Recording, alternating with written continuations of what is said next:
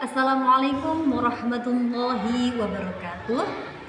Perkenalkan, nama saya Nurul Ilma, nomor induk mahasiswa 877963378, Prodi Pendidikan Guru Anak Usia Dini, Fakultas Ilmu Pendidikan dan Keguruan. Di sini saya akan menjelaskan tugas 2 filsafat ilmu dengan topik hubungan timbal balik antara filsafat ilmu dan pendidikan. Hubungan pendidikan dan filsafat. Pendidikan dan filsafat ilmu memiliki hubungan yang sangat erat.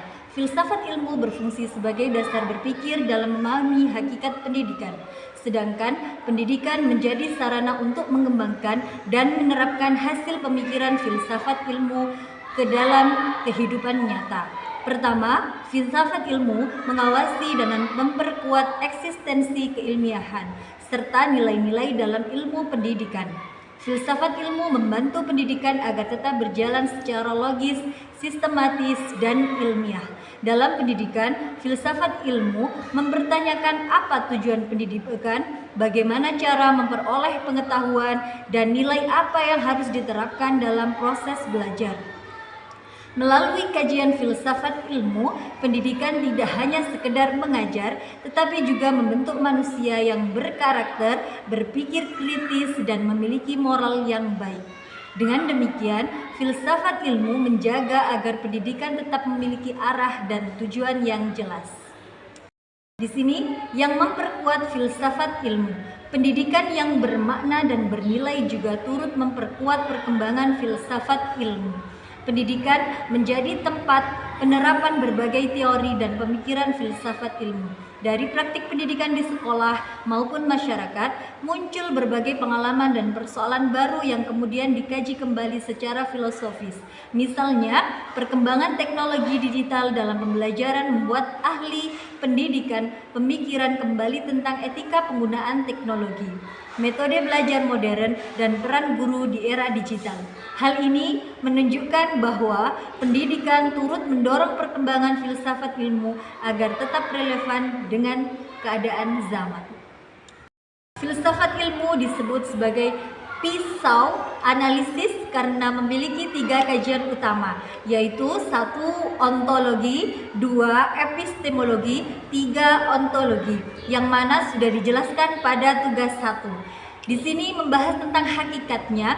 Dalam pendidikan, ontologi digunakan untuk memahami hakikat peserta didik, hakikat belajar, dan tujuan pendidikan itu sendiri. Sedangkan epistemologi membahas bagaimana pengetahuan diperoleh dalam pendidikan. Epistemologi berkaitan dengan metode pembelajaran, strategi mengajar, dan cara memperoleh ilmu secara benar. Sedangkan aksiologi membahas tentang nilai dan manfaat ilmu. Dalam pendidikan, aksiologi menekankan bahwa ilmu harus digunakan untuk kebaikan, membentuk karakter, dan meningkatkan kualitas kehidupan manusia.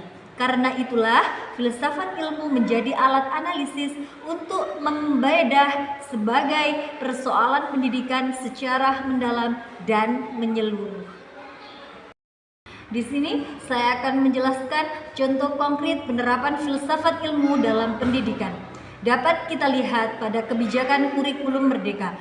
Kurikulum merdeka ini menekankan pembelajaran yang berpusat pada peserta didik, pengembangan karakter, kreativitas, dan kemampuan berpikir kritis.